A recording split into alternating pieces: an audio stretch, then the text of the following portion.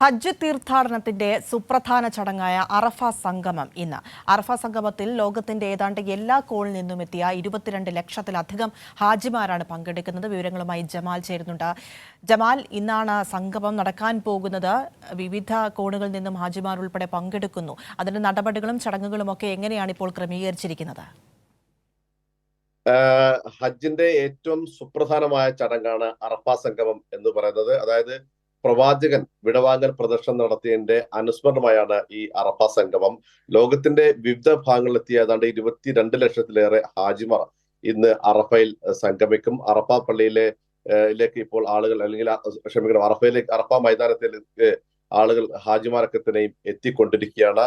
ഏതാണ്ട് ലുഹർ, അതായത് ഉച്ച നമസ്കാര സമയത്താണ് അറഫ പ്രഭാഷണം. അതിന് തൊട്ട് മുമ്പായാണ് അറഫ പ്രഭാഷണം നടക്കുക. ഷെയ്ഖ് മാഹിർ അൽ മുഖേലിയാണ് അറഫ പ്രഭാഷണത്തിന് നേതൃത്വം നൽകുക. ഇന്ന് ഹാജിമാർ ഈ അറഫ പ്രഭാഷണത്തിൽ, അല്ലെങ്കിൽ ഈ അറഫ മൈതാനിൽ സംഗമിക്കും. വൈകുന്നേരത്തോടുകൂടി മുസ്ദലിഫയിലേക്ക് പോകും. പിന്നീട് നാളെയാണ് മിനായിലേക്ക് ഹാജിമാർ വീണ്ടും തിരിച്ചു വരിക. മിനായിലാണ് തമ്പുകളുടെ നഗരം, അല്ലെങ്കിൽ മിനായിലാണ് കല്ലേറും കർമ്മവും മറ്റു കാര്യങ്ങളൊക്കെ തന്നെയും നടക്കുന്നത്. നാളെ മിനായിൽ എത്തിച്ചേരുന്ന ഹാജിമാർ ജംറകളിൽ കല്ലെറിയും. ജംറകളിൽ കല്ലെറിയുന്നത് ഈ സാത്താൻ, അല്ലെങ്കിൽ പിശാചിനെതിരായുള്ള പ്രതിഷേധം, അല്ലെങ്കിൽ പിശാചിനെ കല്ലെറിയുന്നതിന്റെ പ്രതീകമായാണ് ജംറകളിൽ ഹാജിമാർ കല്ലെറിയുക. ഇതിനിടയിൽ ഇതിനു ശേഷം, കല്ലേറിന് ശേഷം മുടിമുറിക്കൽ കർമ്മം നടക്കും. പിന്നീട് ഈ മസ്ജിദ് ഹറമിൽ, അല്ലെങ്കിൽ കഅബയിലെത്തി അവിടെ കഅബ പ്രദർശനം അഥവാ തവാഫ് നടക്കും. ഇത്രയുമാണ് ഹജ്ജിന്റെ ഏറ്റവും പ്രധാനപ്പെട്ട ചടങ്ങുകൾ. നേരത്തെ സൂചിപ്പിച്ചതുപോലെ തന്നെ ലോകത്തിന്റെ വിവിധ ഭാഗങ്ങളിലെത്തിയ ഏതാണ്ട് 160-ലേറെ രാജ്യങ്ങളിൽ നിന്നെത്തിയ 22 ലക്ഷത്തോളം ഹാജിമാർ ഇന്ന് അറഫയിൽ സംഗമിക്കുന്നു. ഈ ഹജ്ജ് കർമ്മങ്ങളിലൊക്കെ തന്നെയും പങ്കെടുക്കുന്നു.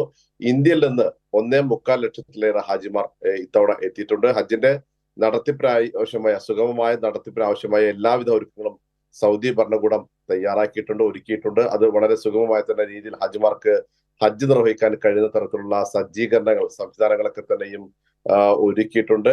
നിരവധി ഇന്ത്യക്കാരായ വളണ്ടിയർമാർ, മലയാളികളായ വളണ്ടിയർമാർ ഹാജിമാരെ സഹായിക്കാൻ സജീവമായി തന്നെ രംഗത്തുണ്ട്. ഏതായാലും ഹജ്ജിന്റെ ഏറ്റവും പ്രധാനപ്പെട്ട ചടങ്ങായ അറഫ സംഗമമാണ് ഇന്ന് നടക്കുന്നത്. അറഫ മൈതാനിയിൽ 22 ലക്ഷത്തിലേറെ ഹാജിമാർ ഒത്തുചേരും. നമീറ പള്ളിയിൽ അറഫ പ്രഭാഷണത്തിന് ഷെയ്ഖ് മാഹിർ അൽ മുഹലിയാണ് നേതൃത്വം നൽകുക. ഒപ്പം തന്നെ മറ്റൊരു പ്രധാനപ്പെട്ട കാര്യം, ഈ നേരത്തെ സൂചിപ്പിച്ചതുപോലെ തന്നെ സുഗമമായ നടത്തിപ്പിന് എല്ലാവിധ ഒരുക്കങ്ങളും സൗദി ഭരണകൂടം ഒരുക്കിയിട്ടുണ്ട്. കനത്ത ചൂടിന് ഇടയിലാണ് ഇത്തവണത്തെ ഹജ്ജ് കർമ്മം നടക്കുന്നത്.